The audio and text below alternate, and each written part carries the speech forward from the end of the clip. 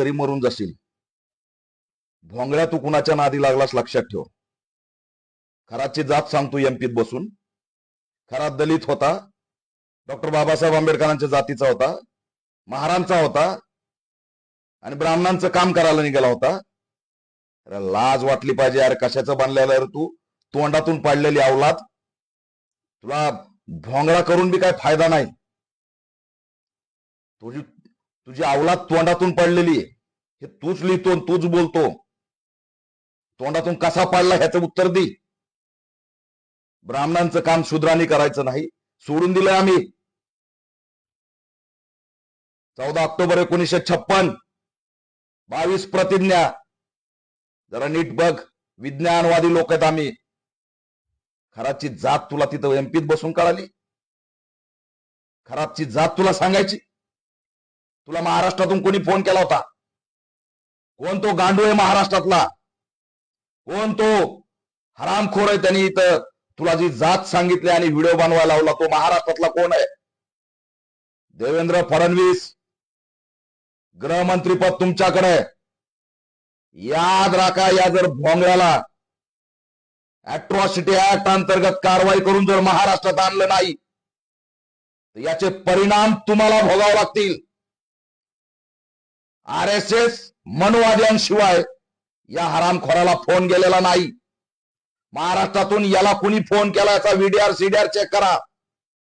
बाबासाहेबांचा फोटो जाळणारी ह्याच अवलादीत, बाबासाहेबांनी संविधान नाही लिहिलं म्हणणारी हीच अवलाद आहे. स्वरूप आनंद. कसला आनंद आला रे तू? कसला आलाय स्वरूप? कुठं कुठं बाहेर निघला स्वरूप आहे तू? तू आज महाराष्ट्रात पाहिजे होता, भोंगळा करून आणला असता. गांडीवर फटके दिले असते तुझ्या. तू चुकीच्या लोकांच्या नादी लागलास. सर्व कार्यकर्त्यांना महाराष्ट्रात आवाहन करतोय, पोलीस स्टेशनला जा आणि याच्यावरती अॅट्रॉसिटी ऍक्ट अंतर्गत तक्रारी द्या. आणि कोणी पोलिसांनी तक्रार नाही घेतली तर फोन करा. त्या पोलिसांना सुद्धा मी इशारा देतोय. हा व्हिडिओ बघितल्यावर तुमच्या सुद्धा तळपायाची आग मस्तकाला गेली पाहिजे. डॉक्टर बाबासाहेब आंबेडकरांचं नाव, त्यांच्या जातीचं नाव. अरे हा भोंदू होता, प्रवृत्ती होती, आतंकवादी होता. ती जात होऊ शकत नाही. या प्रवृत्तीची जात तुला एमपीत बसून कळाली? कुणी फोन केला महाराष्ट्रातून? हा खरात दलित नाहीये, हा खरात बौद्ध नाहीये, हा खरात आंबेडकरी नाहीये, हा खरात मराठा समाजाचा आहे. पण एकाही मराठ्यांनी महाराष्ट्रातल्या त्याचं समर्थन केलेलं नाही. एकाही मराठ्यांनी पुढे येऊन म्हणलं नाही की याची जात मराठा आहे. एकानेही केलं, कुणाही महाराष्ट्रात कोणत्याही जातीच्या माणसानी याची जात सुद्धा शोधण्याचा प्रयत्न केला नाही. हा आमचा महाराष्ट्र आहे, शिव फुले शाहू बाबासाहेबांचा. एमपीत बसून तू डिस्टर्ब करणार? हे असंच झालेलं नाही फडणवीस. बीजेपी RSS मनुवाद्यांच्या लोकांनी फोन करून मिसगाईड केलेलं आहे आणि त्याच्यानंतर या बदमाशाचा व्हिडिओ बाहेर आलेला आहे. यामध्ये जर कठोर कारवाई नाही झाली तर परिणाम वाईट होतील. तो खरात मराठा समाजाचा आहे. पण आज जर छत्रपती शिवाजी महाराज असते, एक तर भोंदू जन्माला आले नसते. हे भोंदू जन्माला काय येतात? देवेंद्र फडणवीस तुमच्यामुळे जन्माला येतात. 15 वर्षापासून कशाचा डंका तुम्ही वाजवताय महाराष्ट्रात? हे एक हजारो पडलेले, तुमच्या दम नाहीये काही भोंदूला पकडण्याची. आमचे नरेंद्र दाभोळकर मारलेत या सगळ्या प्रवृत्तीने. किती अंधश्रद्धा निर्मूलनच्या केस रजिस्टर केल्यात. तिथं मुजरा करायला, तिथं मूत प्यायला जाणारे हजारो भोंदू पडलेत महाराष्ट्रात.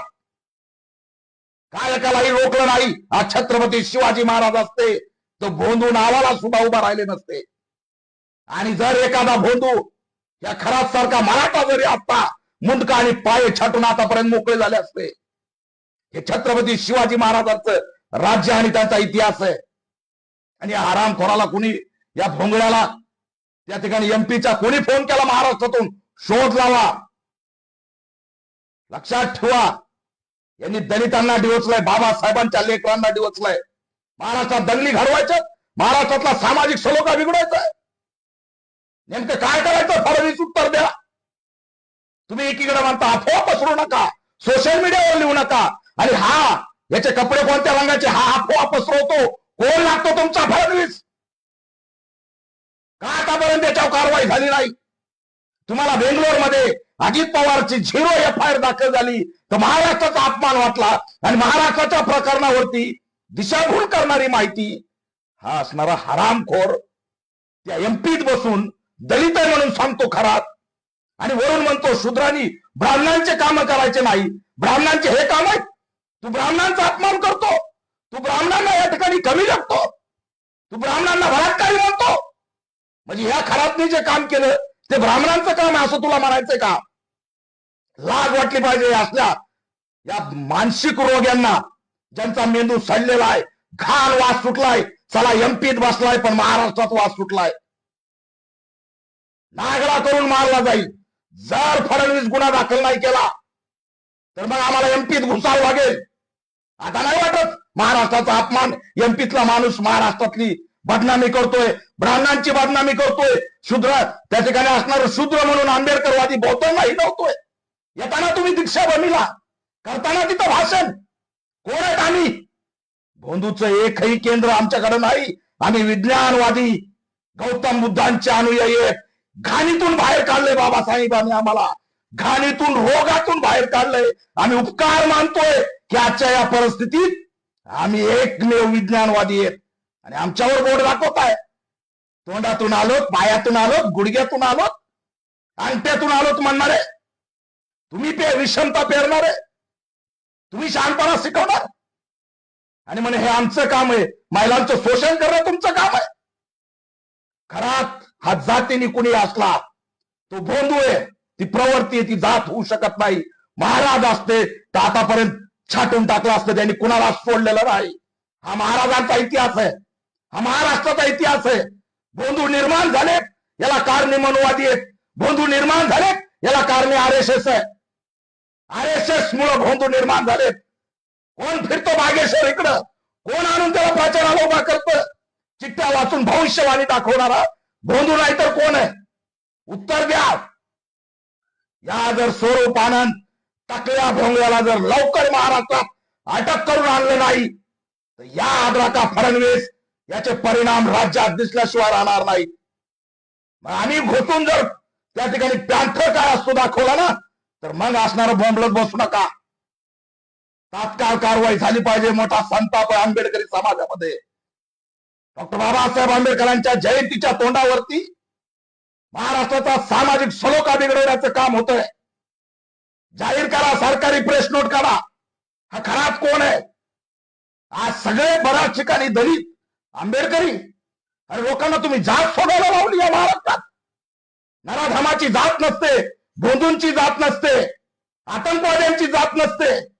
हे समाजकंटक असतात, ह्या प्रवृत्ती असतात. त्यांना ठेचायचं काम गृह विभागाचं आहे, पण तुम्ही ठेचू शकले नाही. तिथं जाऊन असणार मंत्रिमंडळ, अर्ध मंत्रिमंडळ मूत केलं. लाज वाटायला पाहिजे. हे सगळं नाकाखाली सुरू होतं. काय प्लॅन केलं काय नाही तुम्हाला माहिती. आम्ही जर बोलायला लागलो तर सगळं एक्सपोज करून टाकू. पण तुमचं राजकारण तुमच्याकडे ठेवा, आम्हाला त्यात पडायचं नाही. भोंदूगिरीला संपवणारी आमची औलाद आहे. माणसाला माणुसकीचा धर्म दाखवणारे आमची औलाद आहे. अस्पृश्यता या ठिकाणी गाडून टाकणारे आमची औलाद आहे. स्त्रियांना मुक्ती देणारे आमची औलाद आहे. डॉक्टर बाबासाहेब आंबेडकरांमुळे हा देश एक संध आहे. त्यांचा विज्ञान दिष्ट असणारा विचार जिवंत आहे म्हणून देशाचं अस्तित्व आहे. आणि या भोंदूला दलित म्हणून जर आनंद स्वरूप एमपीत बसून बाबासाहेबांना जर डिवचत असेल तर याला सोडणार नाहीत. गाठ पॅन्थरशी टाकल्या भोंगळ्या, तुला जर पळू पळू नागडा करून मारलं नाही ना तर महाराष्ट्रातला पॅन्थर म्हणून आम्ही नाव सुद्धा लावणार नाही. तू फक्त गाठ, तुझी गाठ जय भीमवाल्याची आहे. चुकीच्या ठिकाणी हात घातलास, हातासकट उकडून काढू, लक्षात ठेवू.